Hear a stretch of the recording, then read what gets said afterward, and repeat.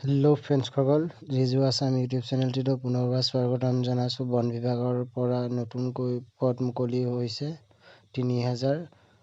কি পদৰ বাবে কিহৰ কাৰণে কেনেকৈ আহিছে তাৰ ডিটেইলছবোৰ মই সকলোবোৰ দি দিম।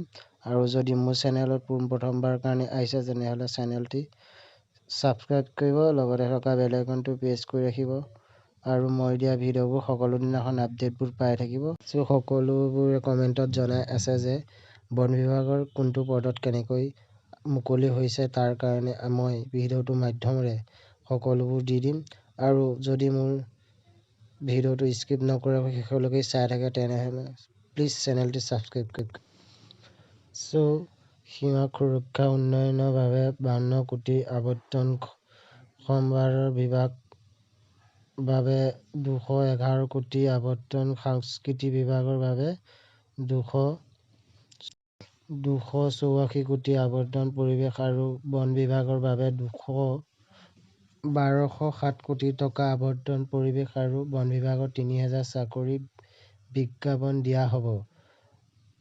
আবকাৰী আৰু বন বিভাগৰ বাবে 112 কোটি টকাৰ আবণ্টন দিয়া হৈছে, যিসকলৰ বন বিভাগৰ।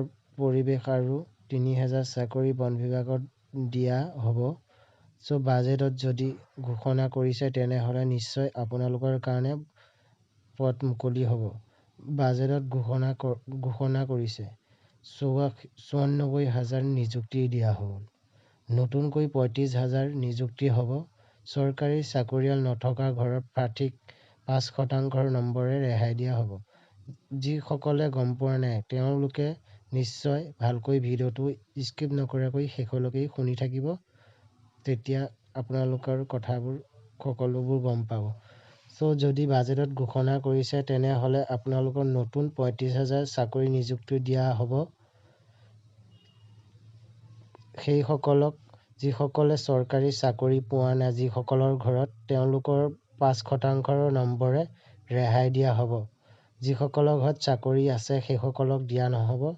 বাজেটত উল্লেখ কৰিছে সেইকাৰণে যিসকলৰ পৰিয়ালত চাকৰি নাই সেইসকলক 5% নম্বৰে ৰেহাই দিয়া হ'ব। নতুনকৈ 35,000 নিযুক্তি এপ্লাই আৰম্ভ হ'ব। চ' বাজেটত ঘোষণা কৰিছে যদি নিশ্চয় আপোনালোকৰ কাৰণে বহুতো ভাল খবৰ। বাজেটত এইকাৰণে ঘোষণা কৰিছে যে যিসকলে 5% নম্বৰে ৰেহাই দিয়া হ'ব, বাজেটত ঘোষণা কৰিছে তেনেহ'লে নিশ্চয় আপোনালোকক 5% নম্বৰে দিয়া হ'ব। যিসকলে ABUB 2023 চনত যিসকলে এপ্লাই কৰিছে সেইসকলৰ কাৰণেহে বহুতে ভাল খবৰ। 5% নম্বৰে আপোনালোকৰ ৰেহাই দিয়া হ'ব। আৰু ABUB যিসকলে এপ্লাই কৰিছিল সেইসকলৰ এডমিট কাৰ্ড জুন-জুলাই মাহৰ ভিতৰত আপোনালোকৰ সেইসকলৰ এডমিট কাৰ্ড জুন-জুলাই মাহত আহি যাব। সকলো ৰানিং কৰি থৈ জয় হিন্দ।